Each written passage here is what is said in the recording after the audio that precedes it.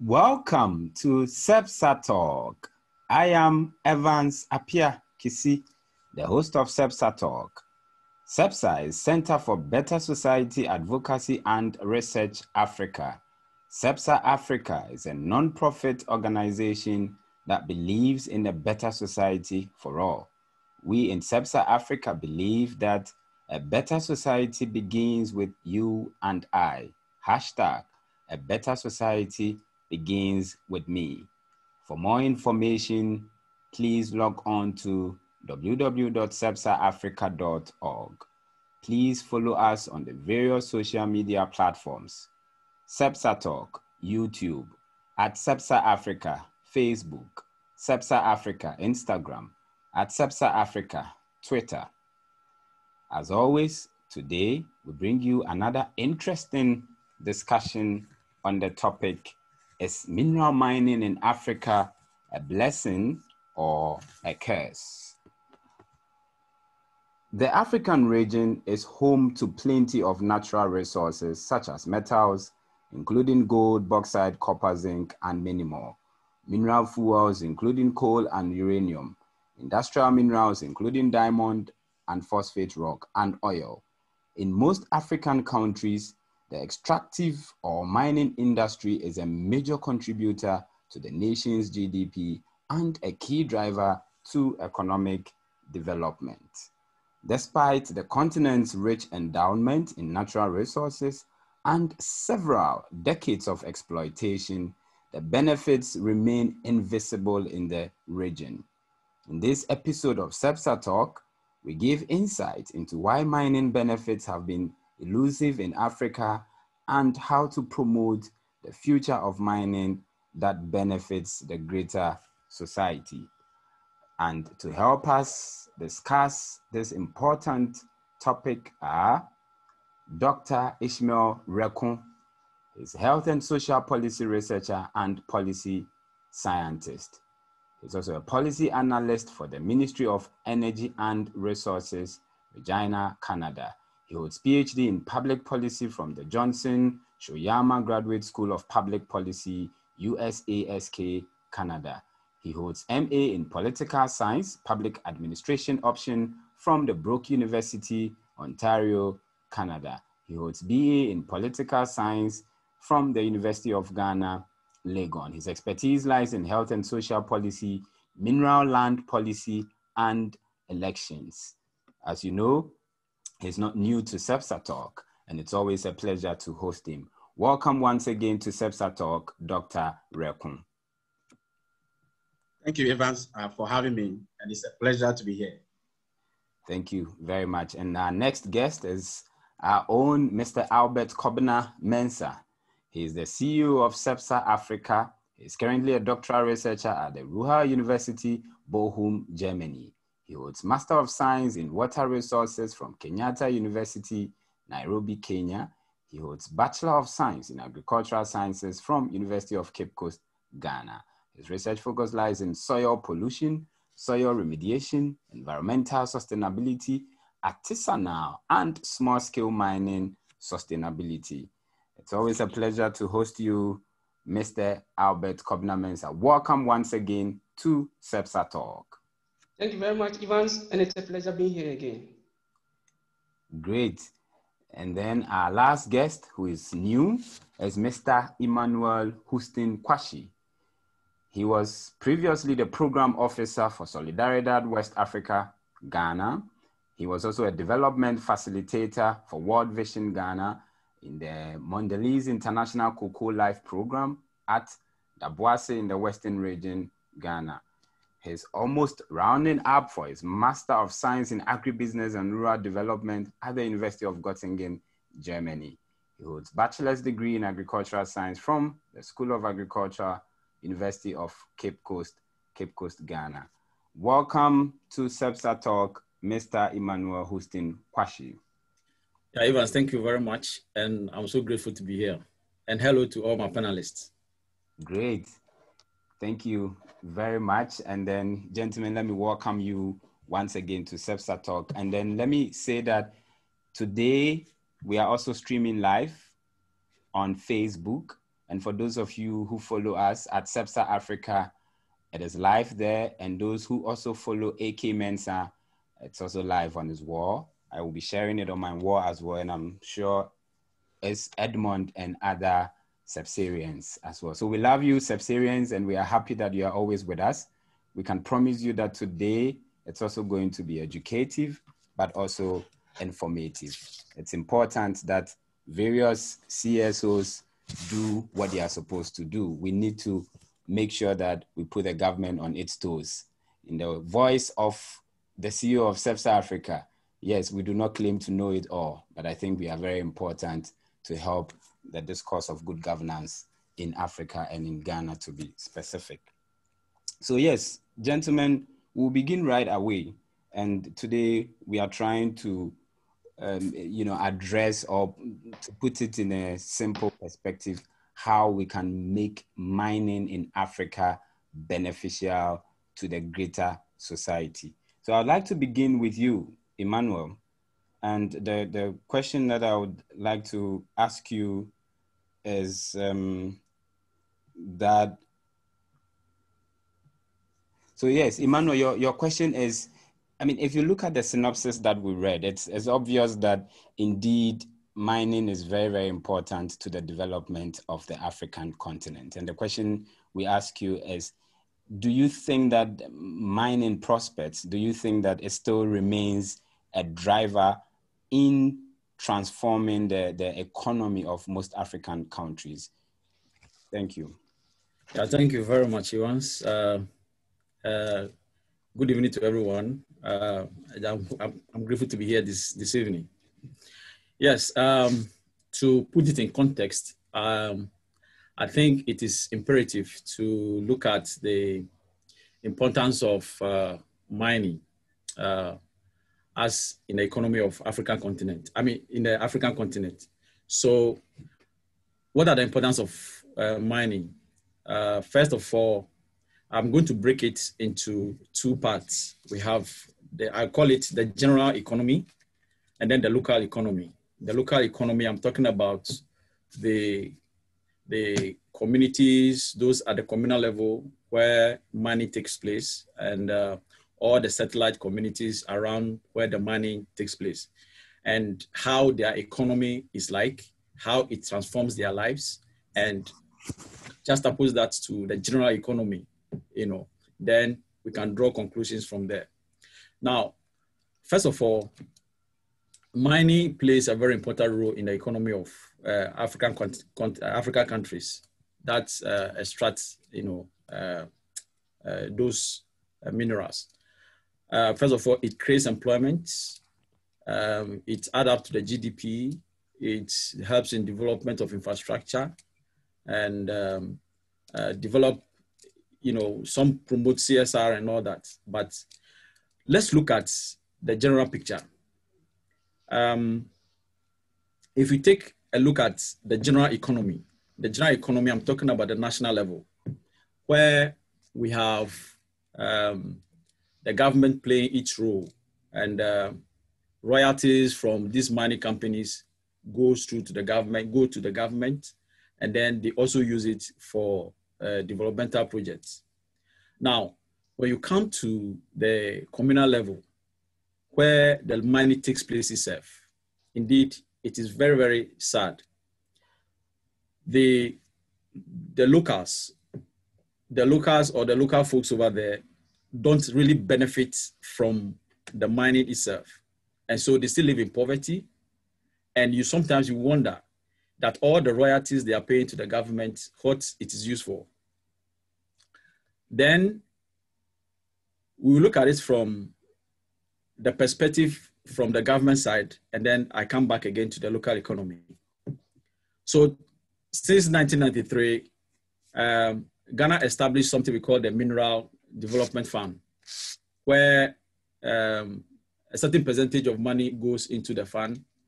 And then from there, it is also divided into other proportions, and it trickles down to the paramount chief, the paramount chief to the stool lands to the traditional council, and then to the district assemblies for them to use for the developmental projects in the mining communities. Now, the local authorities are supposed to use those monies for development.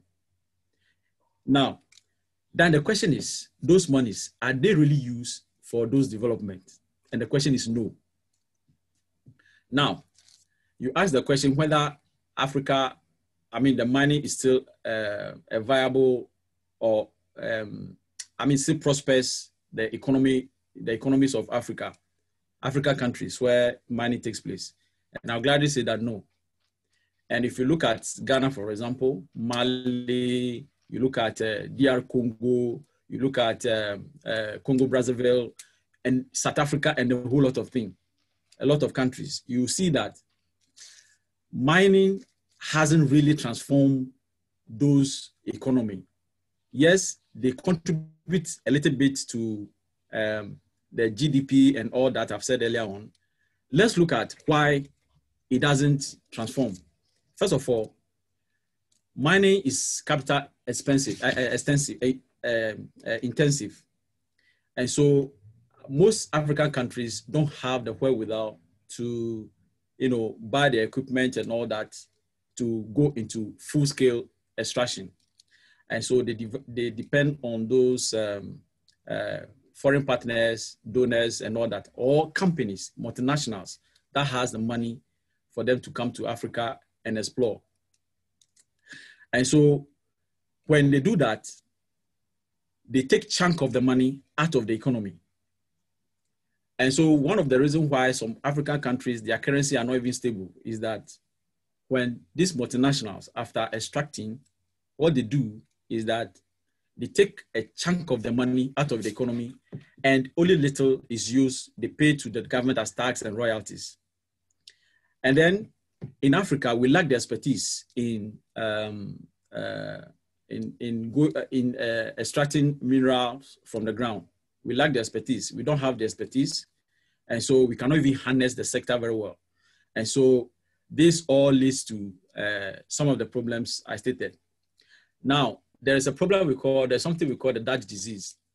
Now, anytime there was mining in any country, what then happens is that people moved from one sector of the economy and rush into, say, mining. That has come because they know that mining, there's a lot of prospects, there's a lot of money and all that in mining. And so, but usually when these companies are coming, they bring their expatriates, they bring their own people. So about more than 90% of their employees are expatriates. And so the locals are very few. And so they also rush from one sector of the economy, say from agriculture to the mining. And what then happens is that they create a gap in the agriculture sector, so to speak. And then what then also happens is that production goes down, and then there's a problem of food security and even food safety. So again, there is no diversification, especially when there's no diversification where people rely on, maybe one crop doesn't do well and you come and fall on it. When, they are sacked from the mining sector, they can come back and all that. So when you go to those mining communities today, as I speak, cost of living and cost of food is really, really expensive, simply because they have neglected one sector of the economy and just focused on the other one. And people have rushed into the mining sector. So really, mining, though it has contributed a little bit, and the underlying word is a little bit, to the economy, but it hasn't transformed the lives of the locals, the satellite communities, the communities where the mining takes place. When you go to Obuasi today, Obuasi Township, you know, we've been mining gold for over 150 years. When you go to Obuasi today, you know, the whole town is like, it's undescribable. It's so terrible. I don't know how to even describe it. You know, you wonder if this is where they mine gold and all other minerals, you know, and you go to Takwa, the same thing. It's so terrible. You go to Eastern region, the same thing. So really, if you ask me whether it has transformed African economy, I say no, it hasn't. Well, and there is this problem of elite capture where sorry to come in at this point, and then thanks for the points that you are making. I'm sure we'll come to that, whether it has been able to transform you know, the economy in most African countries or not. But the question was more of whether you think that, given that Africa is home to about 30% of the mineral reserves, does Africa's economic prosperity rest on mining? And I think that you've made justice to it by giving us some of the opportunities. You talked about employment opportunities. It contributes to the GDP, and then you also, then you looked at some of the challenges that we do not have the technical expertise and that. But so I just still wanted to ask you the same question again, that, but in your estimation, do you think that if we took away the challenges, do you think that, given that the continent is home to about 30% of the mining reserves, you think our economic development rests on mining? And why? Yes. So that is why you use the word if conditional clause. If you take the bottlenecks, if you take the challenges away, and there is transparency and all that, then mining, though we shouldn't rely solely on mining, but can transform the economy of Africa. Thank you. So let me come to you, Albert, perhaps just to add to what Kwashi has said. I mean, I guess it's not a straight answer. It's not black or white, whether indeed the economies of most African countries still rest on mining or not. He has given perspectives of opportunities and challenges that we face in our mining sector. What do you also say to the same question in 2 minutes or 3 minutes? Thank you so much. But the time you are giving me is so short. I'll come to you for your substantive question. I just want to hear your thoughts on what... just to add on. Thank you so much for the listeners, and thank you so much, Kwashi, also for such brilliant introduction. Evans, let me just do a brief of introduction about mining. So then I come to answer the question of whether Africa's economy solely rests on mining. Mining generally could be categorized into two. We have what is called a large-scale mining. We have what is called a small-scale mine, okay? And the large-scale mine is mostly run by foreigners, and it is very capital-intensive, and the sole motive of large-scale mine is for profit. Then comes the other type of mine, which is the small-scale, which is more for the sub-10, for the artisans. It's mostly run by the indigenes, but they are done for survival, but the sole aim of small-scale mining is not to make profit. The sole aim of small-scale mining is survival and livelihood. Okay. Talking about whether Africa's economy solely rests on mining, it depends. Well, the answer is yes or no, depending on how we want to tackle it. It also depends on the scale of production. Okay, if I say the scale of production, if you talk about the large-scale mines, okay, the large-scale mines actually have entry barriers. Okay, so because it has entry barriers, it is difficult for people who are not so much educated to enter into it. Okay, then the small-scale mines might have low entry barriers, so people are able to enter into it. So I would say that the future of Africa's mining sector actually depends on the small scale, but that's a debate for another day. Nevertheless, mining, be they small scale or large scale, contribute to the economy in enormous ways. And it's a subset. It's a subset of the economy. It does not solely rest on mining, but it's a subset, and it also plays its part. When you come to Ghana and South Africa, for instance, they are most often the leading producers of gold in Africa, okay? And they also the leading producers of gold. Also, they are among the leading producers of gold in the world. If you go to Botswana, for instance, the large-scale mines, especially the mining helps in the generation of revenue, especially in the mining of diamond, and it contributes about 55% of the government revenue. When it comes to Ghana, mining contributes about 7% of Ghana's GDP. So they are all playing their role. In terms of employment, for instance, mining, the large-scale mines in Ghana employs about 20,000 Ghanaians plus additional 65,000 people, according to estimate. Okay, the small-scale mines, for instance, employs over 1 million Ghanaians. Okay, and globally, small-scale mines provides employment or livelihood to more than 150 people, 150 million people globally. Okay, the small-scale mines also account for 20 to 30% of global gold production. So all these are contributing to the economy. Now, in terms of foreign exchange earnings, mining contributes about 50% of Ghana's foreign exchange earnings. Okay, then the mining sector also contributes to investment in the local economy, especially in public goods such as healthcare, such as water project, telecommunication project or networks, transportation, electricity, and education facilities. Okay, so they are contributing. Then I must emphasize something here, which most often. And then you are ending that. Okay, for me, which most of people don't talk about. Okay, something we call tailings trade. I use tailings trade because in Ghana there's only one state mining company which is found in Prisia, which is called the Prisia Sankofa Gold Limited. Okay, Prisia Sankofa Gold Limited is called Sankofa. You go back. The purpose of Sankofa Gold is to feed on tailings. Now, tailings are byproduct of sluicing, okay, or washing. Now, especially from small-scale mines, okay, the small-scale mines use technologies that are not able to extract all the gold mineral into itself, so many go waste. So Prisia Sankofa Gold Limited was established to feed on mine waste so that they will use additional technology to be able to also extract those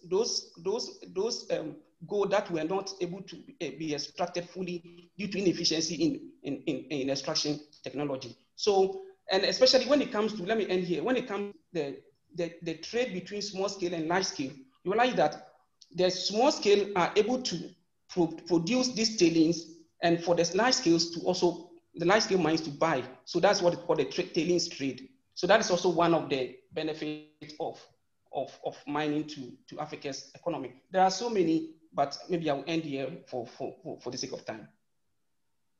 Yes, thank you. Thank you very much, Albert. And thanks for the education, especially on the dichotomy of having a small and large scale mining. But if I understood you very well, just like some parts of the response of Emmanuel also is that indeed there are prospects, but perhaps the way in which it's gone about it is where the problem is. But you said something which I wanted to follow up. When you say that the small scale mining is just for survival, what do you mean by that? Thank you for such Are you saying that they do not make profits? That is,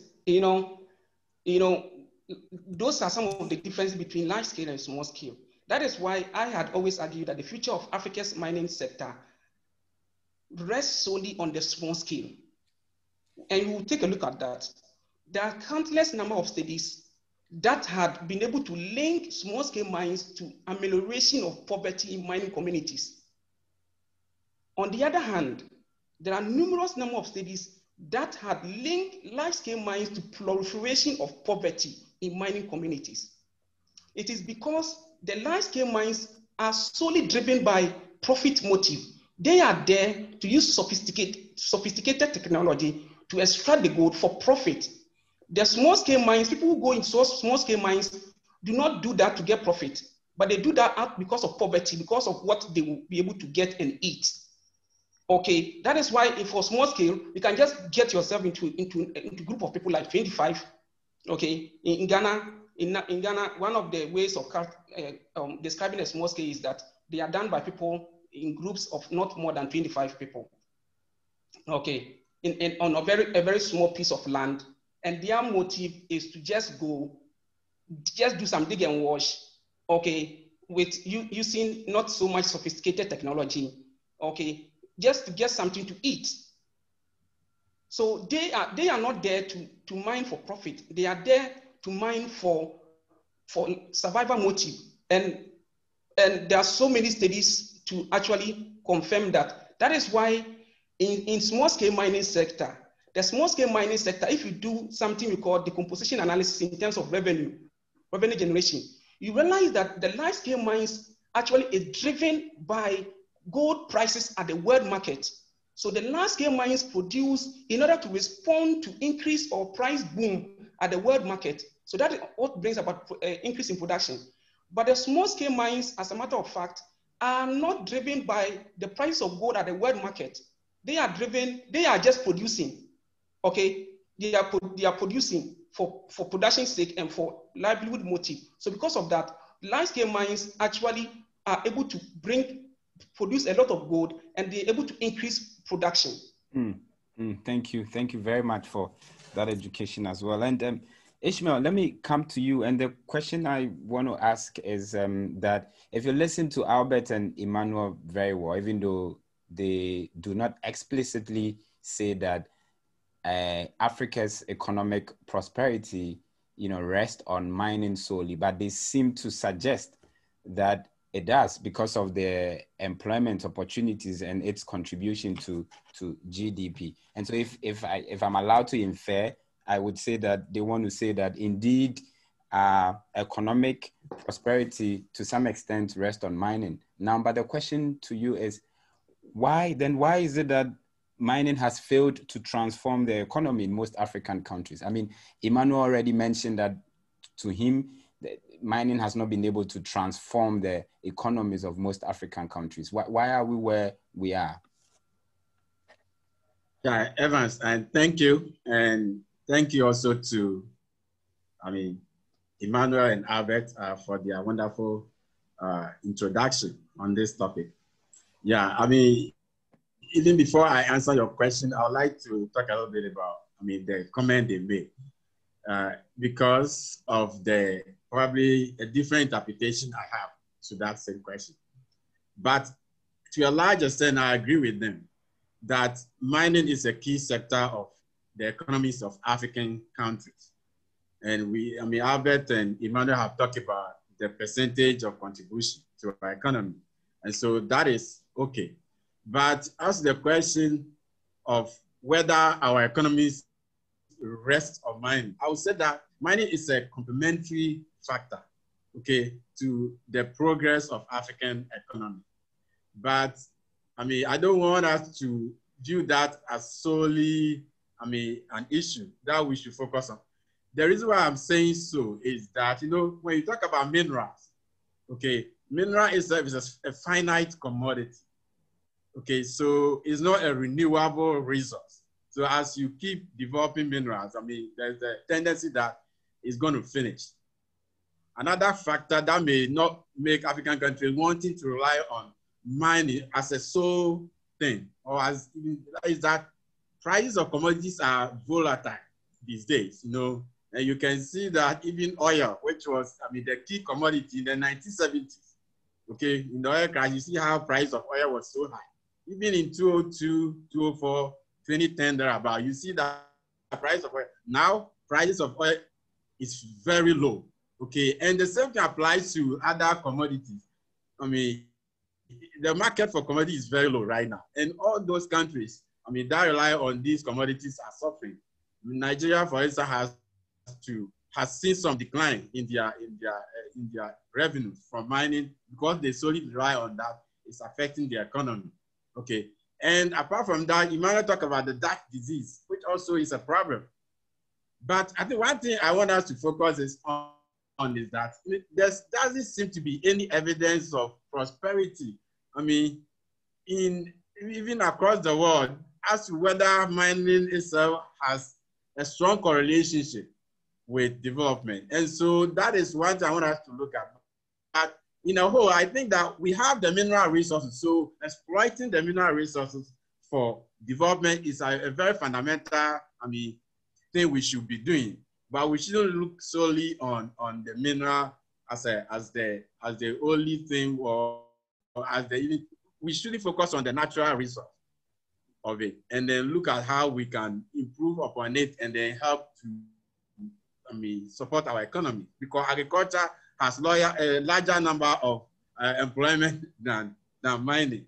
Okay, and so there are other things that should make us be cautious as to this question. But yeah, your question as to why hasn't mining actually transformed the economies of African countries? I would say that it hasn't done so because of, I would say that there are some structural factors and some man-made factors as well. I can also talk about exogenous and endogenous factors.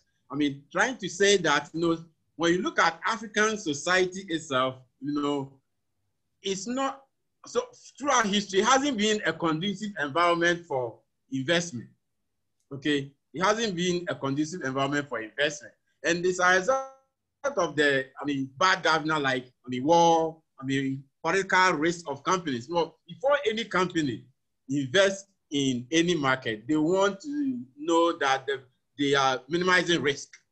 Okay, so the risk level for investment in African countries until recently, where countries have shifted to democracy, has not been actually conducive for investment. And so when mining policies were actually, or contracts were signed in the 1980s, thereabout, for instance, in Ghana, you saw that the policies or the contract were not favorable to African countries. They were actually favorable to investors, because we needed to attract investors into the country. So as a result of these contextual factors, we couldn't establish, good deals with the mining companies. And that actually resulted in some of the things, the royalty rate that was so low. In Ghana, for instance, our royalty rate, for instance, was declined from 5 to 2 or 3 to 6%. And we realized that even all those contracts that were signed around the time were fixed at 3%. Okay, so the minimum. So that was the issue. We have seen that recently there have been increase in the royalty rate just to make things better for African countries. So the contract themselves that were signed at the time were not favorable to African countries. But you can also talk about corruption. That's why I talk about external factors. Corruption by African countries, especially their government. Some of these corruption are fueled by bad governance that I talked about. The lack of transparency in the way mineral resources are being managed in African countries. Okay, with dictatorship, having the norm in Africa, it's also affected ability of civil society organization to, be able to have access to data and be able to, move government towards a particular point that will help communities to develop. And so government were taking a lot of resources from mining revenue for their own selfish interests. Okay, and we have examples like Nigeria, for instance, a big oil producer. Okay, but we also can talk about weak institutions. Okay, weak institutions. I talk about weak institutions because of the nature of mining. Because mining is a technical area. So that if your institutions for overseeing these companies are not strong, they have the tendency to, take some of the resources away or hide some of them, okay, from you. So we need institutions that are able to actually peruse and investigate mining companies and have access to their records and even be able to determine if the royalties they are supposed to pay are actually how the amount of royalty they have been paying to the country. Until we do that, it is going to be an opaque box where companies have the privilege to manipulate data and then underreport their earnings. And that could affect the extent to which, we are able to earn from this. So when you look at all this, you see that there are some of them that are external, some of them are internal in terms of the regulations that we actually establish. The rates are relatively low compared to I mean, what is charged in other jurisdictions. You see that royalty rates are low. I mean, now, I mean, we are seeing some increment, but also the formula for calculating the rate. Some of them charge the royalty rate on net profit, okay, instead of on revenue. Okay, so there are two ways you can determine your royalty. If you charge on revenue, I mean, you are not going to allow the companies to account for cost of transportation, all those, I mean, costs that will help reduce or help the companies to reduce the amount of royalty they pay. So if you fix the rate at the point of revenue, you are likely to have higher, I mean, returns from your mining concession than when you fix it on net profit. That way, companies have the opportunity to, I mean, report higher expenditure so as to reduce the amount of tax they pay. So, I mean, these are some of the things I would like us to consider as to why there hasn't been much, I mean, development, despite the extent that we have huge resources, mineral resources in Africa. So, Evans, I mean, this is how far I will take you. Thank you very much. And interesting points made out there why, you know, mining has not been able to transform the economies. But we also appreciate your earlier comment on whether indeed mining is supposed to be the bedrock for our economic development or not. And I like the perspective that you took. So you talked about a few of the reasons why it has not been able to transform, it being more of structural, talking about the weak governance system and then the contractual arrangement that was done in the past, which did not favor and corruption. But just a quick one. I mean, this might be a bit in terms of policy. This old contracts that were made, can't we change it now? I know we'll come to ways of dealing with it. And you mentioned royalties, and I would love, when we get there, I'll ask you questions on royalties anyway. But just a quick one on these contractual, you know, arrangements that was done in the past. Is this something that usually it's unchangeable? Evans, I would say that they are changeable. You know, it depends on the agreement, and then also for political will of government to change them. You know, we are in a globalized society where multinationals have come to dominate the process to the extent that now there is capital mobility. So company will move from a place where they are not making much profit to relocate to another jurisdiction. So this is posing a challenge to government. So the political will to change, I mean, some of these policies have not been there. Okay, and it's because of the fear that these companies will move from one location to the other, you know, and so, I mean, it's becoming difficult, but definitely we can change some of them. I think some of the countries have started reviewing their royalty rate. And like I said, I think in 2010, for instance, Ghana changed the royalty rate from, I mean, 2 to 7% to 5%. I mean, instead of on profit, now it's on revenue.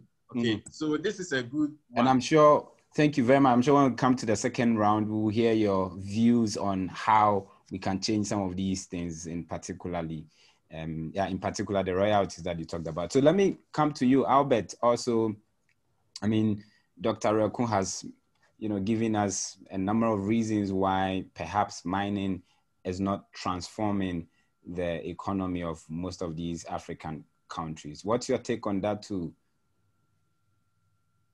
Thank you very much, Evans. In terms of why mineral resource countries, especially mineral mining in Africa, had not been able to transform the economy, especially in mining communities.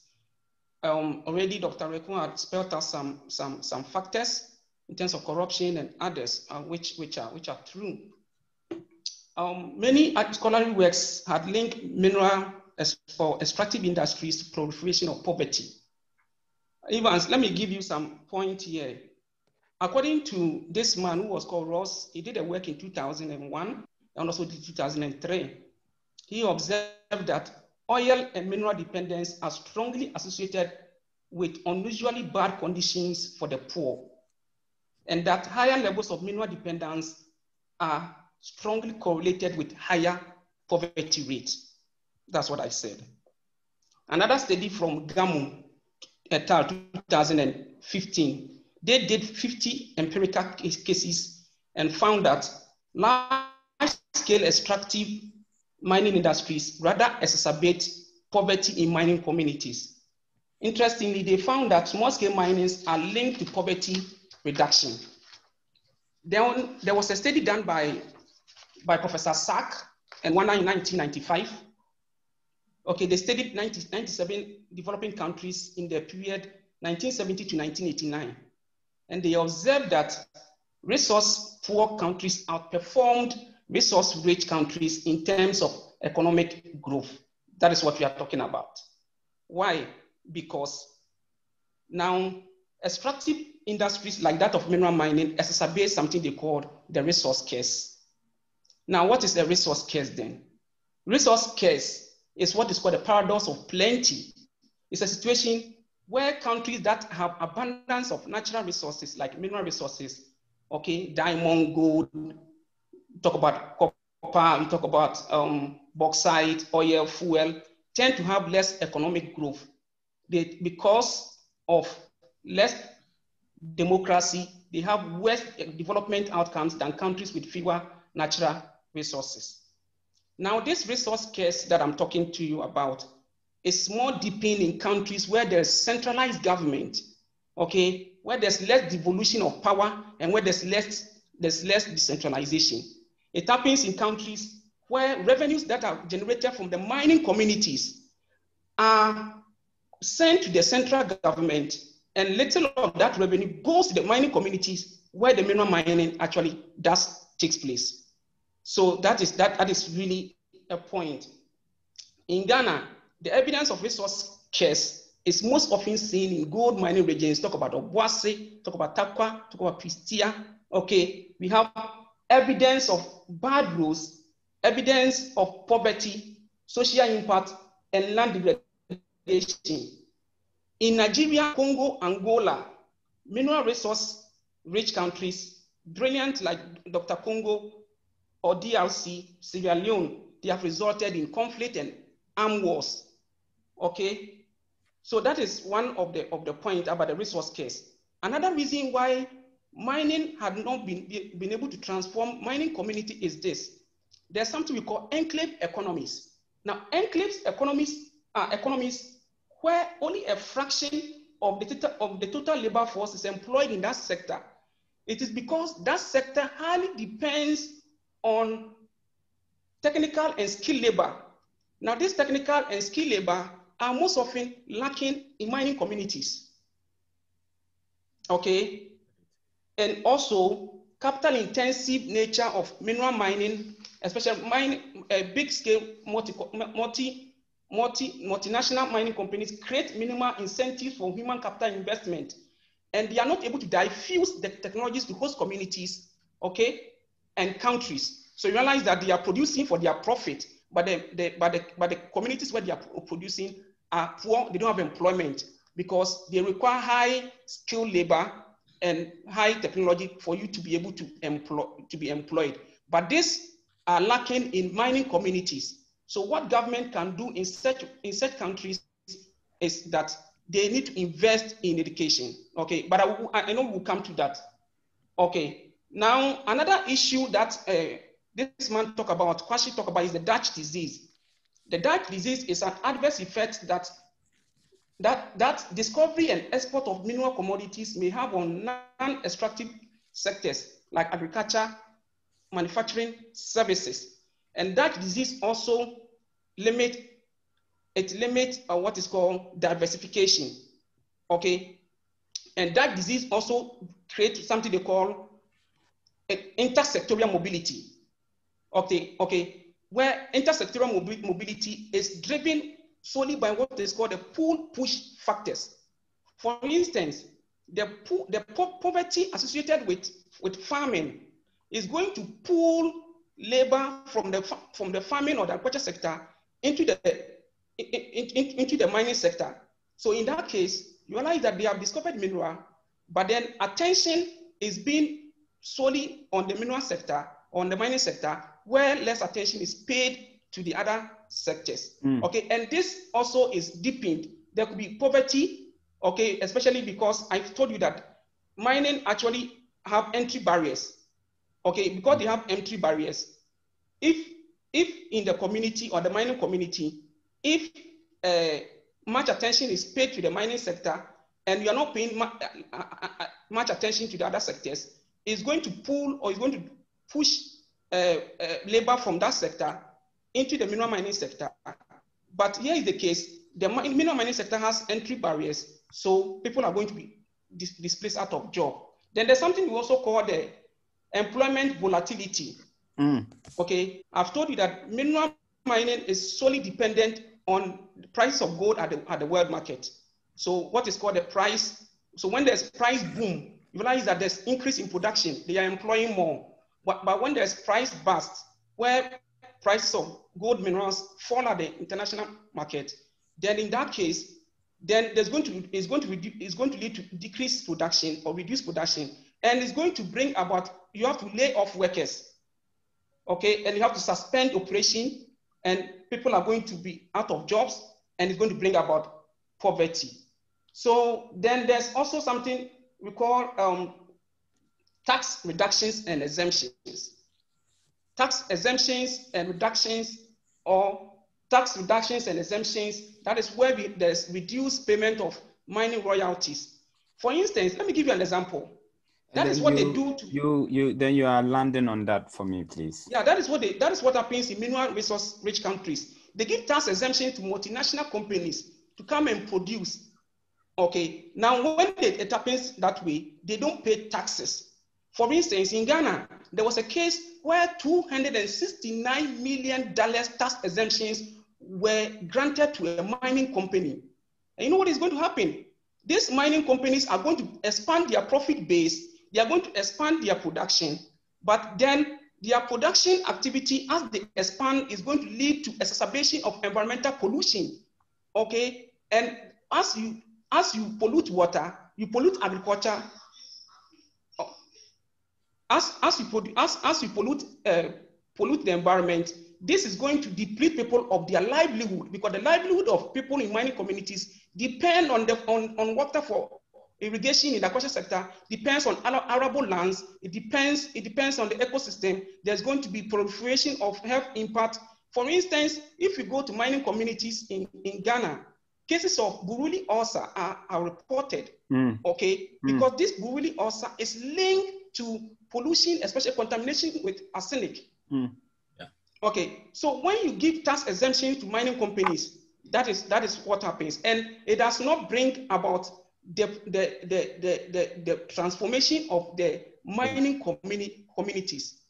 Okay, right. So these are some of the issues why the mineral mining sector had not been able to transform the mining communities in Africa. Thank you very much, Albert Kobna-Mensah. That's a brilliant submission out there. I know this is your area, and so if we allow you, you can go on and on and on. But just a quick follow-up. I mean, you mentioned a few reasons why it's not been able to transform the economy, resource scarce, enclave economies, which Emmanuel also mentioned earlier on, the lack of expertise, Dutch disease, and then the employment volatility. And then your last point, which is where I have a follow-up question. When you talk about tax, exemption, which is true, but usually are these tax exemptions not given in exchange of something? And if these things are fulfilled, then we should not be talking about it, right? Why do they give them tax exemptions? Is there any conditions attached to it? And if they fulfill them, why should that be a problem? That is a very brilliant follow-up. That is actually the basis for which they gave that company in Ghana $269 million tax exemptions. Some of the conditions were that they could actually import mining equipment, all those things free of charge, duty-free into the country. Evans, me and you know about this. How many tax exemptions have been granted to small-scale mining companies? Small-scale minings are meant for the indigenes in Ghana. You can give them tax exemptions to improve their production, to buy common shovel, because they just need simple hand tools to do their mining. But then they are being banned. Then you give tax exemption to a large-scale multinational companies. into your country. And this is going to actually exacerbate extent of environmental pollution, extent of social impact. That is what is, so actually the point we are making is that they should be able to fulfill these conditions. That, in fact, one of the clauses was that this tax exemption will help the company to produce more, and when they produce more, they'll be able to employ the people. But I've told you from the start, no matter how much they produce, that is an enclave economy. Go to mining communities. I come from a mining community. It is sad. They are living in poverty because the people over there are not employed into the mining sector. That is why there's extensive environmental degradation. You know why they are saying that? There's something we call, there's something the mining communities are saying that they have, because they have been denied, or because mining corporations are operating and they are not employing them, they are also going to take their tools and they will go and dig where they can get gold. Okay, so all these tax exemptions are good, okay, but then these fundamentals, no matter how tax exemptions you grant multinational small scale or multinational big scale mining companies, it's not going to solve poverty because there's enclave economy, there's environmental pollution, there's resource scarce, and even, please permit me to add this, there's an unfair distribution of the mining revenue. The mining revenue that is generated, okay, do you know how much is paid to the mining communities where the mining does takes place? At first, mining community companies used to pay 3% of the total royalties. The Mineral Mining and Amendment Act of 2010 brought it to 5%. Okay, so they pay 5% of royalties. And do you know how much this 5% of the revenue they pay? They pay 80% out of this 5%, 80% goes to the central government. Okay, and only 10% goes to the mining communities where the mineral mining does takes place. And you want to tell me this can bring about reduction in poverty? You pay out of the total sales, you send 80% to the central government, then you send actually 10% to the local communities. And out of this 10% to the local communities, around 1.8 and 2.5 is actually paid for development of the local communities. Thank you. So when you do that, you will exist, you will operate, you can give all the tax exemptions you like in the world. You can expand production whatsoever, but the mining communities are still going to live in poverty. Because even the revenue that are coming from the mining corporations are not actually going to the communities where the mining does takes place. Then there's corruption. So even the small money that is paid to the mining communities are also not used for the intended purpose. Thank you. Thank you very much, Mr. Albert Kobna-Mensah, for your brilliant submissions out there. So indeed, viewers, unfortunately, our mining sector is not transforming the economies of most of these communities, and the answers have already been given. Just a few comments here. Those of you who are watching us live on Facebook, we do appreciate that, and keep your comments and questions coming. So far, we don't have any questions, I would say, but a few comments from Kwabnakra. He said a very important topic. Keep up with a good job, guys. Miles Fosukwesi, I think he likes the CEBSArians. So those of you watching us live, you are indeed CEBSArians, and we are proud of that. Jesse Ampraku says, finally it has dropped. Miles again says, these are area, those from Western region. I hope this topic will be thoroughly dissected. My questions will duly follow, but good start though on the food security. Ghana's problem can be summed up as the tragedy of the commons by Fauzi Haruna and Bright Boatin Apieje says, greetings guys.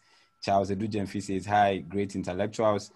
And then Asantiniba Bracon says, watching you live, bro. So yes, before we move to the second round, I would give you a last bite, Emmanuel. You know, you already talked about you already gave some reasons why it has not been able to transform the economy. But from what you've heard from Albert and Dr. Rekun, what do you also say to the fact that mining, unfortunately, has not been able to transform our communities or the economies of most African nations? And please do that briefly. Thank you. All right.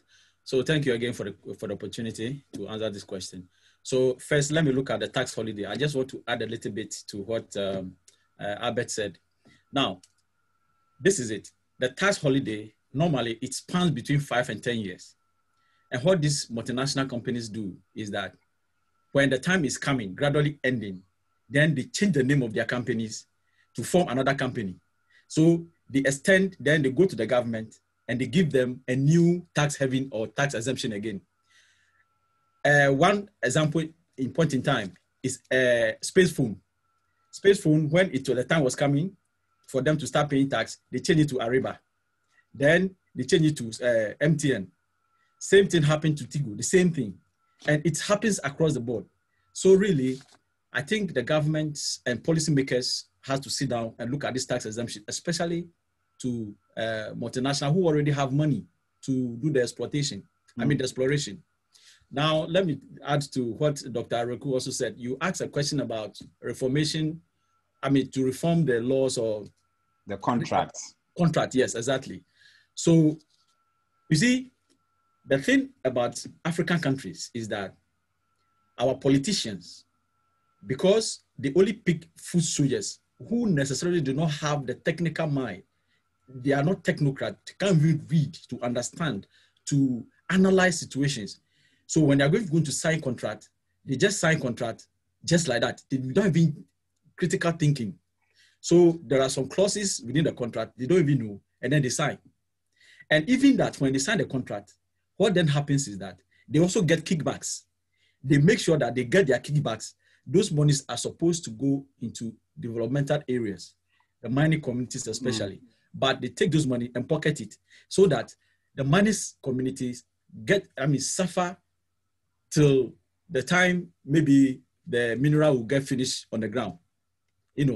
So these are some of the things I would like to add to what they said. Yeah. Thank you very much. I guess your point is more towards the corruption bit. Maybe the first part we probably would not necessarily agree. I think that our politicians indeed know what they are doing. They know the clauses in them. But I agree with you that sometimes they do take kickbacks and it runs into corruption and other things. But they are great people and usually they know what they are doing. So if you are joining us for the first time, we are live on Facebook. This is CEBSAR Talk. And today we are discussing the topic, is mineral mining in Africa a blessing or a curse? And my guests have been Emmanuel Houston Kwashi, Dr. Ishmael Rekun, and Albert Kobna Mensah. Please keep your comments and your questions coming on Facebook at CEBSAR Africa, or if you follow AK Mensah, it's also being shared on his wall. And I've also shared that. Evans, just a quick one, sorry. Something just escaped me. I jotted it down, but I just overlooked it. But let me, one addition to what Dr. Roku said.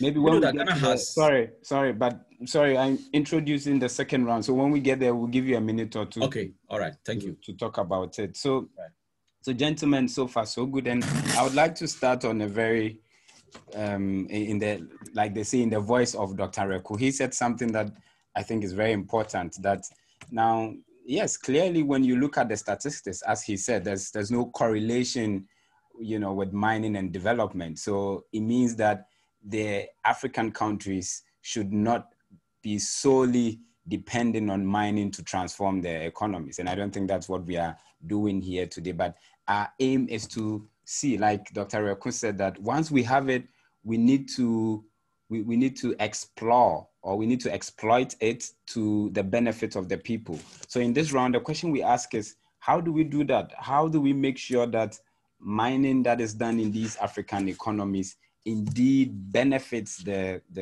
society? And I'd like to begin with you, Dr. Rekun, this time around. So what should be done right? Particularly if you look at it from the government side, you talked a bit about the royalties. What would be your views if you had to advise the African governments to make sure that mining indeed benefits the greater society? What would be your take on that if you would stick to only the government as an actor? What would you say to them? Evans, thank you. Yeah, it's the same thing. Like I said, mining is important. But we need to harness it. And it also requires the role of government. governments are the ones that are signing the deals that we've talked about. So all the mining deals are signed by government. So we expect that government will first of all put the nation's interest at heart. I mean, that should be the priority of government, so that they shouldn't, prioritize their selfish interests and look at the politics, okay, of it when it comes to signing deals. So I expect African government to look at the public interest as the #1 priority, in signing some of these deals. But beside that, I also say that, African government need to come together. We are living in a globalized society where, power matters. Okay, where power matters. Your ability to bargain, we need to enhance our bargaining power. And to do so, we need to come together, to come with a strong, united front, by which we are able to also control how companies are able to, dupe African countries. To maximize their bargaining power, we need to come together, because if we control 30% of the reserves in Africa, why is it that, we don't earn even up to maybe even 10% of our GDP cannot even come from mining? Okay, so to do so, we need to enhance our bargaining power. And when we come together, like Ghana did with Cote d'Ivoire when it comes to cocoa, they have tried to come together in order to be able to control the amount of supply of cocoa. And when they do that, it also increases the ability to negotiate for better deals. Okay, so coming together for commodities, countries that produce similar commodities can come together. And then that way they're able to negotiate better deals for their various countries. That will help a lot in Africa. We'll not talk about the royalties, but I think that generally, that's another area we need to focus on. But as a government, I expect that, we also have to make sure that our royalty rates are high. We don't need to just take anything because of the nature of our society. Now that we are having democratic dispensation in African countries, and we are seeing that across most parts of Africa, I think that we have gotten enough contextual base to be able to negotiate for better deals. We shouldn't look upon the nature of our economy right now, or even before, and then try to sign deals. I think we should look at that very importantly. But also, sometimes I feel like democracy is a hindrance. But I was telling somebody before, democracy is supposed to help with the ordinary people.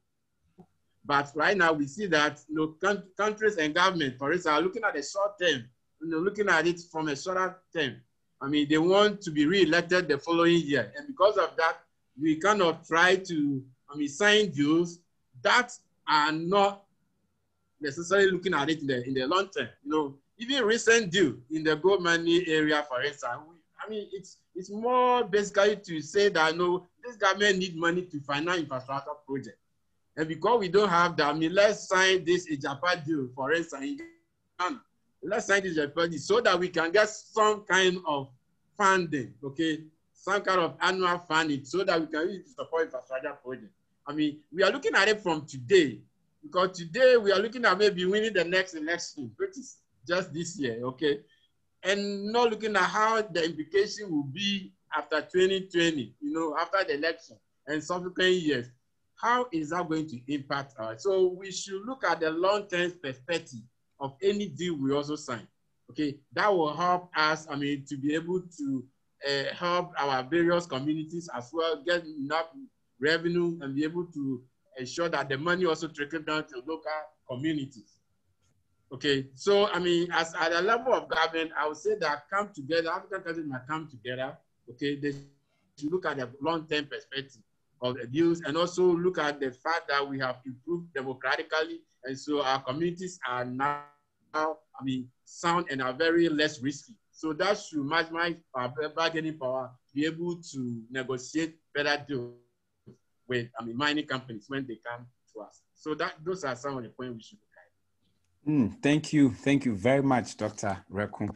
That's simple and classy, I would say. And I really like what you said. I mean, the fact that if various African nations form a very strong alliance, they could indeed better negotiate for some of these royalties and the prices and other things. And but what do you also think about, because you mentioned that part of the causes why it's not been able to transform the mining communities is also corruption. And in that area, I mean, yes, if African countries, they form alliances and they are able to better negotiate for good prices or better royalties, how do we address that? What in your view do you expect them also to be doing with regards to corruption and then some of the the structural causes that you talked about?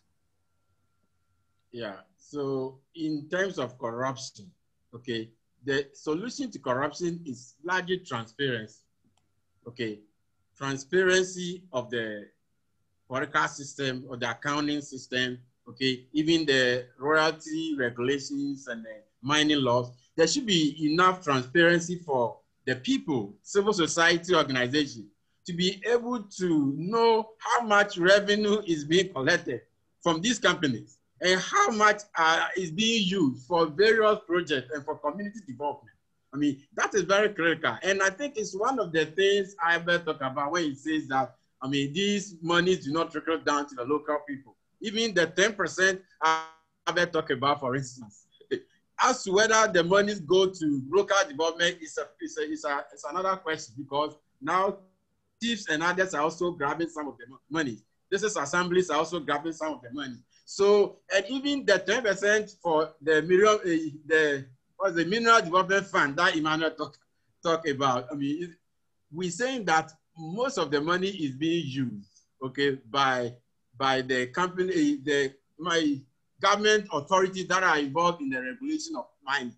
They use the money to build their capacity, like EPA, Environmental Protection Agency, Mineral Authority. So this is what they use the money for, and not really for local development. And so when we improve upon transparency, okay, we'll be able to hold politicians from the top to the lowest level, even at the local level. We shouldn't just look at the central level or the central government. We should also look at the local governments themselves, because the corruption penetrates down to their levels as well. So transparency is going to provide opportunity for us to hold, I mean, our politicians and government accountable. And when that is done, it will help with, I mean, with the redistribution of resources to benefit local population. And also government will also see the fact that, I mean, they are being watched. And that is going to, I mean, disincentivize them from engaging in corrupt activities. So with respect to corruption, that is one thing we could do in order to reduce corruption in Africa. All right. All right. Thank you very much, Dr. Rekun, for that wonderful submissions out there. So I come to you, Albert. We've heard from Dr. Rekun, who proposes that, I mean, the African nations could form some, alliance like they have done in the cocoa sector, and we look forward to see how that turns out. But, so that they can negotiate for better prices or also for better royalties and even effective contracts, that cuts across the whole African nation. He also talked about transparency as one of the way.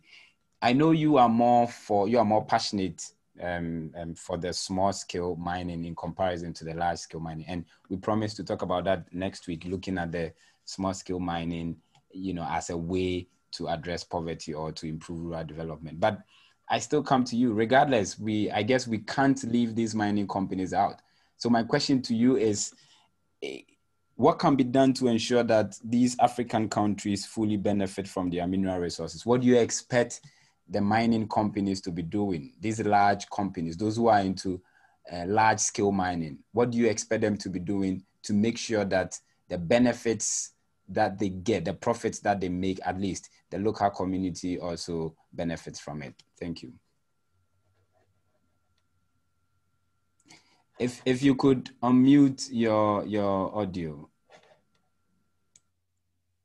Thank you, Evans. I'm having a lot of challenges with my internet today. So pardon me, but sorry, go ahead. Government in terms of policies, in terms of the minimum mining revenue and royalties. You can hear me right? Yes, we can hear you.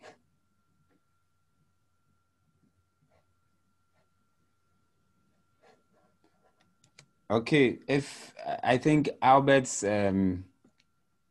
having problem with his internet, but we'll go on. So with the same question, before Albert comes in, maybe I come to you, Emmanuel, and I wanted Albert to finish with what he thinks, the companies could be doing, but nevertheless, what do you think that the communities and then the mining societies? I ask you because I know you have been on the ground. You have been in these mining communities with your previous work in the cocoa industry.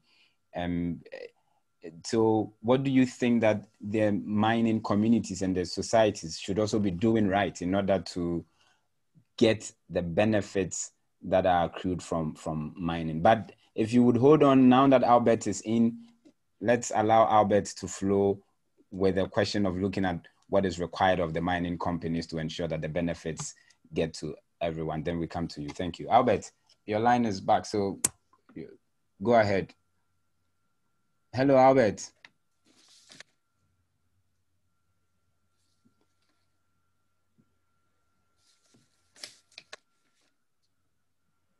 Okay.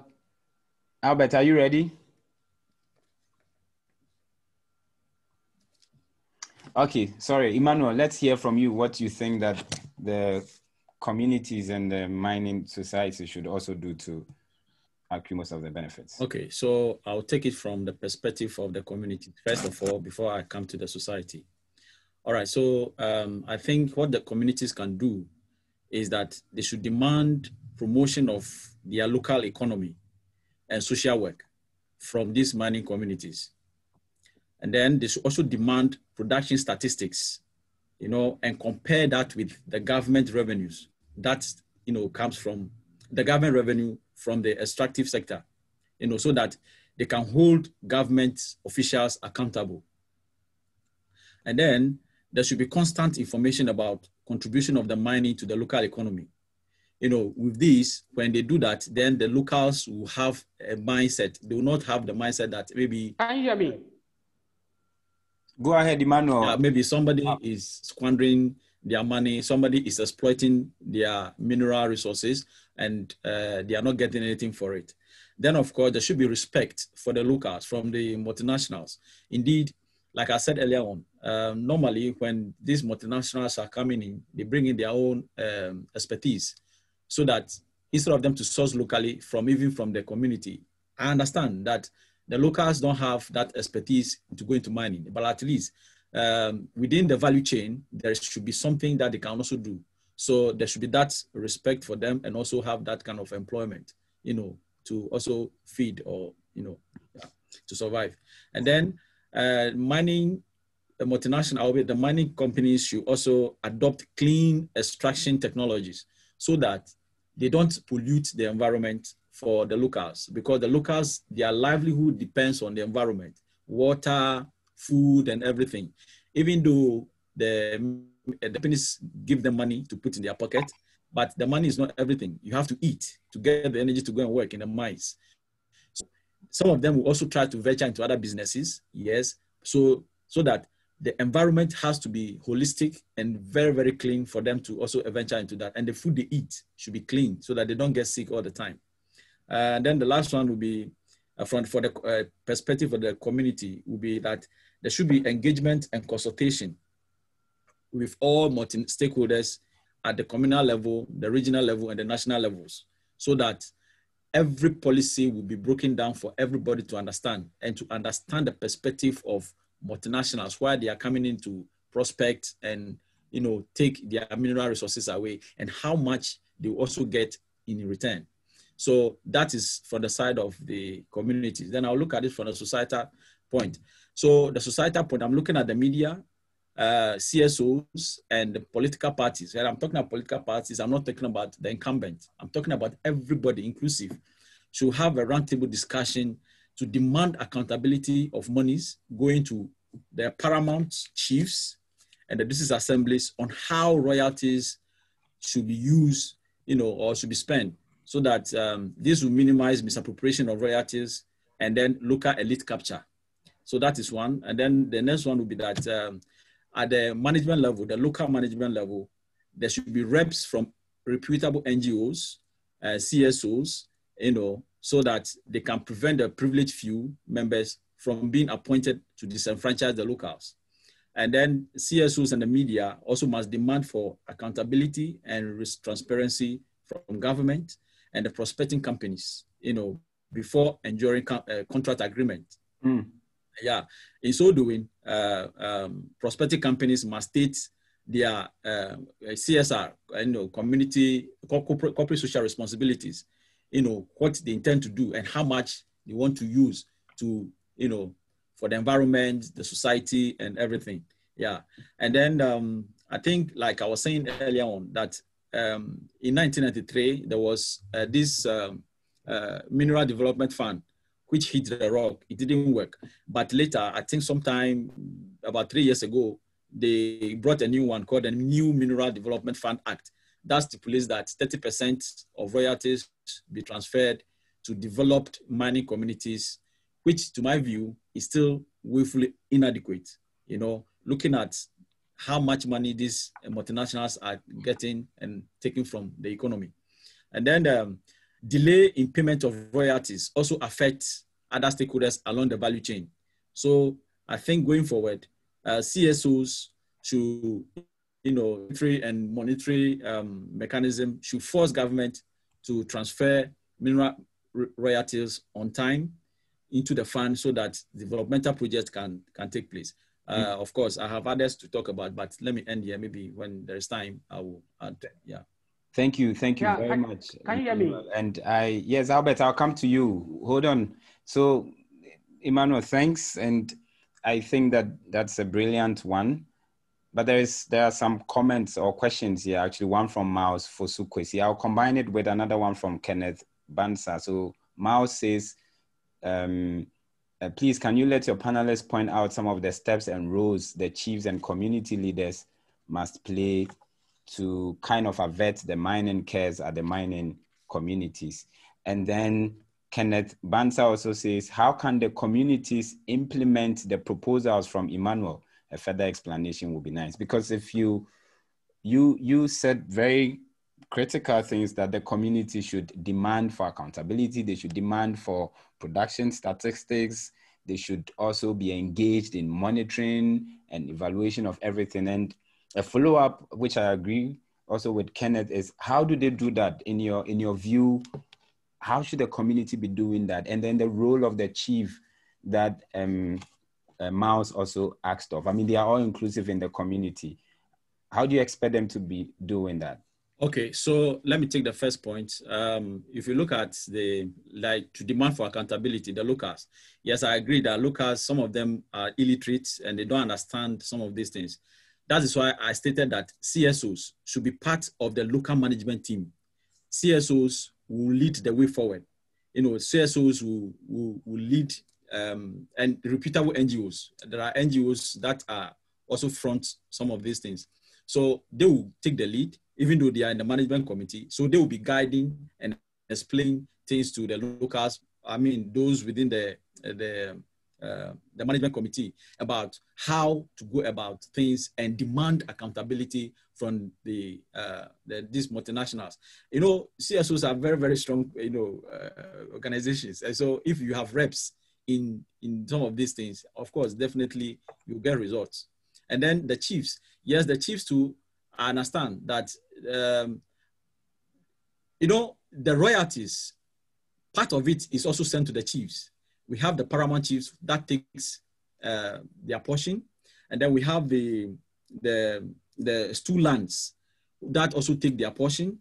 And then we have that's the office of the stool lands. And then we have the traditional council that also get portions of the royalties. And then before it comes down to the district assemblies. So the chiefs are also a stakeholder in all this.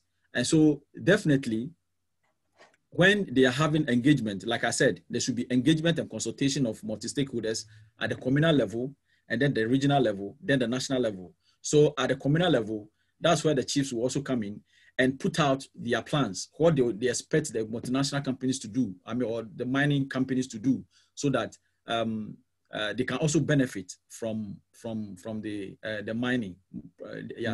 So basically, these are some of the. So thank you very much, Emmanuel. And I get, when you say CSOs, you mean the civil society organization? Yes. Okay. All right. So thank you very much. Let me read a few comments before I come to Albert, who is struggling with his internet today. So Kenneth Bansa, these are earlier comments and questions. He says the argument that tax exemption increases environmental issues is a debatable issue. I'm not sure granting tax exemption would necessarily result in the impacts Albert alludes. Environmental issues are typically due to irresponsible mining, lack of environmental stewardship, and uneven application of the law. The mining company may not be granted exemption on tax, yet degrade the environment. And then Miles also said earlier on that on the evidence of what we have seen in Ghana, one cannot be far from right to conclude that our type or kind of mining here has been nothing but a bane in our communities, unless a contrast views are pointed out. Hailing from a mining community, I can confidently point out that even the poverty reduction in either small or large scale we talk about are very insignificant in accordance with the long-term adverse effects that linger with the people after their active roles played in mining. This is very interesting, and I'm sure next week we would have this, whether indeed small-scale mining is the way to go in terms of addressing mining rural poverty or not. And then Joy Obando also says, it is a blessing. We must find ways to turn around the curse. She also adds that we need to have the right policies in place, involve participation of communities, and increase awareness. I think that's what also Emmanuel talked about. And yes. So Albert, if you are ready, and now you're ready to go. Albert is struggling. His internet, oh God. Albert, if you are ready, let's hear from you. What do you expect from the mining companies? What do you? Yes, thank you so much. Thank you so much, Evans. I have so. Can you hear me? Yes, we can hear you. Go ahead, please. I have so much point that I want to spell out, and to add on to the government, to add on to the communities, to add on to mining companies, but it's quite unfortunate that I'm really struggling today. So let me back from government, because you asked me a question to add on to Dr. Rekun before I come and tackle my own question about what the mining companies can do. Then I will also add on a few to the mining communities. Apart from what Dr. Rekun said in terms of the royalties, I know Bansa. Of course, Bansa is my research teammate, so I know him very well. And thank you so much, Professor Obando. Professor Obando was my supervisor in Kenya, and we are grateful for your. And she was a wonderful person, writing a lot of recommendation letters for me. Thank you so much that you are joining us. My argument to answer Bansa's question about tax exemptions. My argument is that because there are so many factors that actually limit mining communities from benefiting from the mineral mine that actually takes place in their communities. So those factors must be solved. Because no matter the tax exemptions you grant to mining communities or to mining companies, don't forget that they still operate enclave economies. And as far as they operate enclave economies, that means that people in the mining sector or in the mining community cannot be absorbed by these mining companies. Then again, these tax exemptions, these mining companies are going to operate. They're going to expand their profit, their concessions into new areas. And the more they expand their concessions into new areas, the more they also pollute the more they also pollute the environment. And they are going to, I mean, that is the point I'm trying to make. Sorry. To add on to what Albert, can you hear me? Sorry that I come in at this point. I know we don't have time, but so because you said that the more with these tax exemptions, then the large scale mining companies, they expand their concessions and then they pollute the environment. Actually, I had a question earlier on from Edmond, our producer for today, who said that which of the two, I mean, small scale mining and large scale mining, which of these two pollutes the environment more? I mean, that's a very brilliant question, and thank you for asking me. For me, I would say that the extent of environmental pollution caused by large-scale mines is enormous than what the small-scale mines actually does, or what the small-scale mines actually do. The difference is that the small-scale mines are unregulated.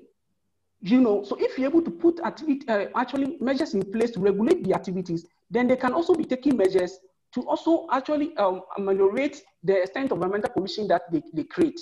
So if you go to Takwa, 70%, only 30% of the land in Takwa is available for arable farming. Evans, do you tell me that the environmental pollution in Takwa, the 70%, is actually caused by small scale? The large scale mines, after they are mining, they leave the land abandoned. Okay, I'm working on a PhD in the large scale mines that measures 126,000 meters square, a land that had been abandoned and left so many years, and it had become a repository for mosquitoes, because stagnant water will accumulate there and it's going to breed mosquitoes and it's going to cause malaria. It is also a place where children are playing and they are exposed to all sorts of environmental or health consequences.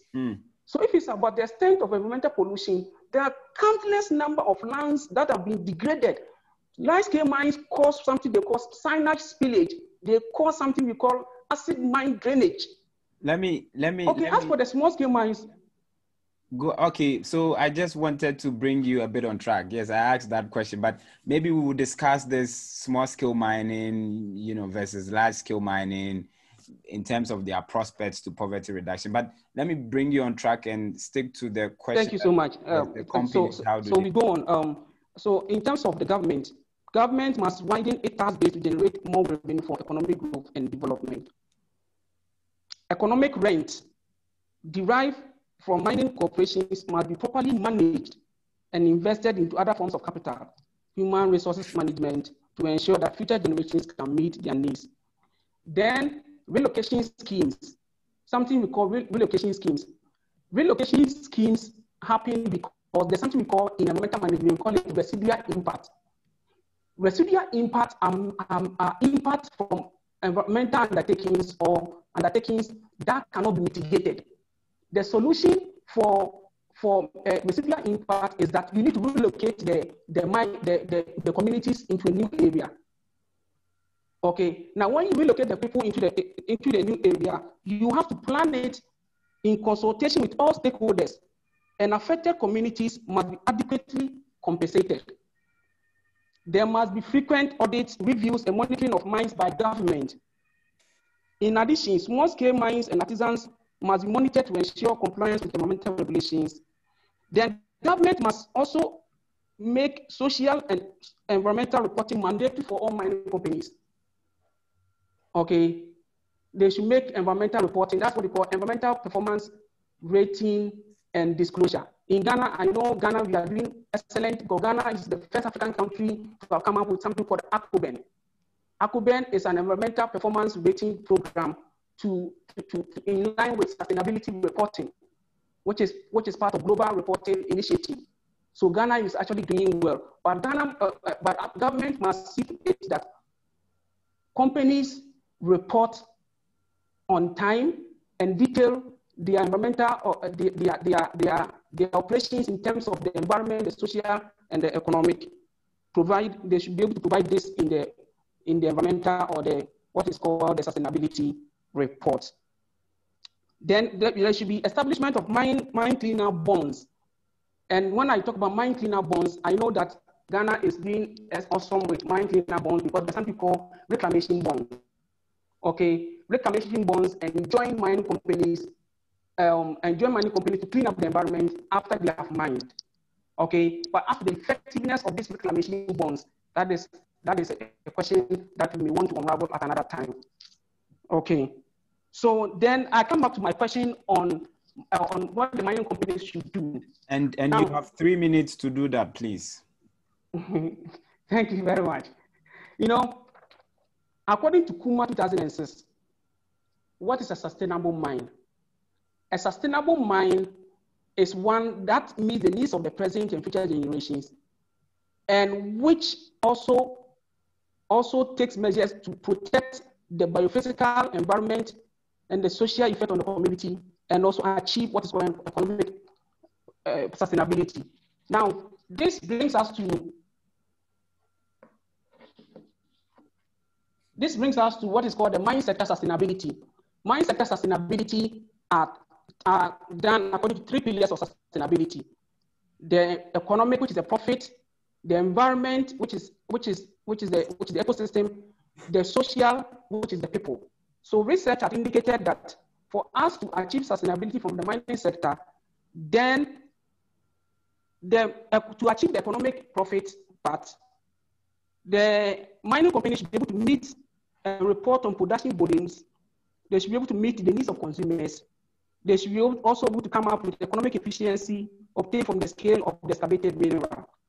Then they should take measures to protect the environment. Okay, that is by eliminating or minimizing the negative effect of mining. They should take technologies to repair effect of mining. And they should also do something called mine landscape reclamation and remediation. Then in terms of the social sustainability, the mining companies should invest in health and safety of the mine workers. They should care for mining communities, and they should carry out something called corporate social responsibilities. So then I answer some questions about what a question said, that the local people in the mining communities are illiterate. I must emphasize here that people in the mining communities, they are not illiterate. No, I didn't say specifically that they are illiterate. I say some of them might be illiterate, but then when the agreements, when they are engaging them, there are CSOs within the local management committee. They can explain things to them for them to also understand. Yeah. Oh, excellent. That's a very brilliant idea. So the point I wanted to add on to that, there's something we call, Agenda 21. And Agenda 21 is an environmental or it's a sustainability blueprint that outlines what all countries should be able to take to achieve sustainability in the 21st century. Now, it comes out with 27 principles to achieving sustainability. And one of the principles, which is in the principle number, I think it's around principle number 22. Principle number 22, it talks about the role of indigenous people. The people in the mining communities, they should be allowed to also participate in environmental governance. Okay, there are ways, or there are certain things the people in mining communities are doing that we can actually harness and bring them as part of environmental management and environmental decision making. Then the local people should also be actively participated in environmental decision making. They should be allowed to actually contribute to mineral governance, and also they could be consulted also to participate in reclamation schemes. When you go to mining communities, sorry that I'm going so fast because I'm so tense with this internet problems. When you go to mining communities, for instance, the mining companies carry out what is called reclamation. Okay, it is the people, the local people, who are also taking to help in this reclamation. Okay, sometimes they plant oil palm, sometimes they plant other crops and all that. The local people, okay, should be taking, and they can also serve as environmental watchdogs in mining communities. The local people can serve as environmental watchdogs, where they themselves are able to safeguard the environment for the interest of their own community. Then again, there should be also the role of women. The role of women should be encouraged in mineral decision making and mineral governance. There's research that has shown that. Let me end here, please. There's research that has shown that relocation schemes, especially for residual impacts, relocation schemes. You know, these relocation schemes, the money is actually given to the heads of the family, which are mostly the men, and this proceeds are not shared with the women. You know, so women should also be. Then also, that one last point I want to make is that there should be measures for valuation of crops. Okay, you know, mining companies they find gold at higher grade at communities. They take people's cocoa, they take their farms. Okay, they take their cocoa, they take their farms, and the community members or the farmers are complaining that they are not involved in how they evaluated or how they value their crops, because they take these things and they pay them something later, and at the end of it, they complain. So thank you very much. Yeah, thank you very much. I'm sorry to cut you in, but I think that a lot of your points are well made, and we appreciate that. That was brilliant again, that you give us a lot of points talking about the role that different actors can play in making sure that mining indeed benefits the greater part of the society. So if you're joining us, it's rather unfortunate that such an interesting discussion, we would have to end it because of time. And I must say that today we've talked about mining in Africa, whether it's a blessing or a curse. I think we don't have any more comments, just a comment from Kenneth Bansa. He responded to AK Mensah rebuttal on the issue of the environmental impact. He says, right, AK, so it is not necessarily an issue of tax exemption. There must be a scientific evidence to establish that linkage of, you know, these environmental impact of small scale and large scale mining. I presume that's what he's saying. So just to read one thing that one of our viewers said, Joy Obando, she says that indeed, and I'm going back to the topic, then I'll come to you each a minute or two to conclude. She says that it is a blessing. Mining is a blessing. We must find ways to turn around the curse. And I'm sure that's what you have all done by giving us your views on what you expect of the various actors. So as you conclude, what do you think, what's on your heart? What are the ways do you think should be put in place to, you know, turn around the curse, turn around the fact that mining is not able to transform the economies of most African nations? So I'll start with you, Emmanuel. Yeah. In a sentence or two, what do you expect? I expect that there should be diversification. We shouldn't solely depend on mining, because if you mine and you leave other sectors like agriculture, you go hungry, and there'll be cost of living will go high because the land will be destroyed for you be used for mining, and you don't have arable lands for cultivation, and therefore there will be cost of living, high cost of living, and high cost of food. You know, and it is very difficult, and hunger and food. It's a threat to food security, I should say. Thank you very much. So diversification is key here. We shouldn't only focus on mining. Albert, your concluding remark. Thank you very much. I will not say much. What I will say is that mining should work to lift people out of poverty.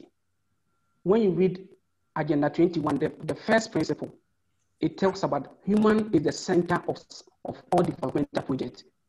So when there's any, in EPA, they call any project undertaking. When you are doing any project and the project at the end does not benefit the people, it doesn't give them job, people are hungry, their lands are being polluted, their rivers are being polluted, at the end of it, and they are deprived of livelihood.